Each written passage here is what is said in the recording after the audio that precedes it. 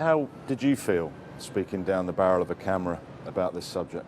Well, I obviously didn't get as emotional as Ebony because, as I said in that video, I didn't really experience a great deal of that as a young man growing up in Jamaica, perhaps because I wasn't in that society or mixing with people that would have shown me that racism.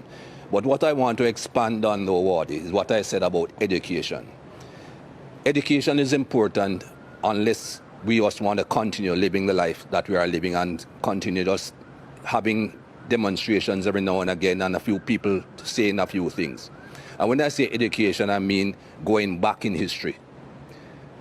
What people need to understand is that this thing stems from a long time ago, hundreds of years ago. The dehumanization of the black race is where it started. And people will tell you, oh, that's a long time ago, get over it. No, you don't get over things like that. And the society has not gotten over something like that.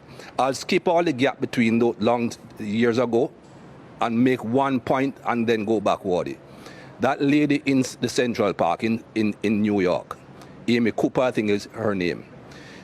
If she did not have in her DNA the thought process that she was white, this man is black, if I call a police officer, 9 times out of 10 he's going to be white, I'm going to be considered right immediately. The black guy will have to prove that he's not guilty, and by the time he proves that he's not guilty, he might be dead. She had that in her mind from day one. That is why she said and did what she did. How do you get rid of that in the society? By educating both sides, black and white. I hear people talking about brainwashing. I didn't quite understand as a young man what brainwashing meant. I now understand what brainwashing meant, what it means. We have been brainwashed, and not just black people. White people have been brainwashed in different ways.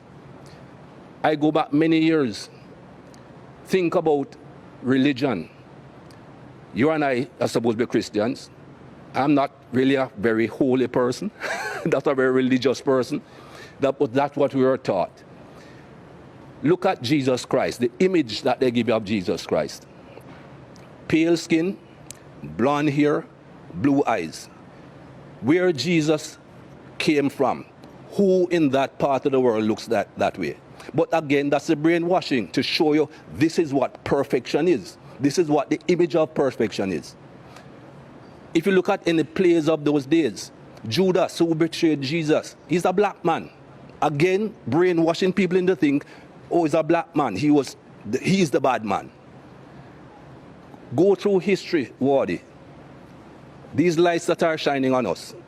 You can tell me who invented the light bulb, right? Thomas Edison, right? Everybody knows Thomas Edison invented the light bulb. Thomas Edison invented a light bulb with a paper filament. It burnt out in no time at all. Can you tell me who invented the filament that makes these lights shine throughout? Nobody knows, because he's a black man. It was not taught in schools. Louis Howard Latimer invented the carbon filament to allow lights to continuously shine. Who knows that? Everything should be taught. When you go back through the schooling as a young man, I remember my school days. I was never taught anything good about black people. And you cannot have a society that is brought up like that, both white and black, that only teach what's convenient to the teacher. History is written by the conqueror, not by those that are conquered. History is written by the people who do the harm, not by the people who get harmed. And we need to go back and teach both sides of history. And until we do that and educate the entire human race, this thing will not stop. They keep on telling me there's nothing called white privilege. Give me a break. I don't see any white people going into a store on Oxford Street and being followed. A black man walks in, somebody is following him everywhere he goes. That is basic white privilege. Whether that white person went in to rob the place or not, is not going to be thought of that way. And things like that have to change.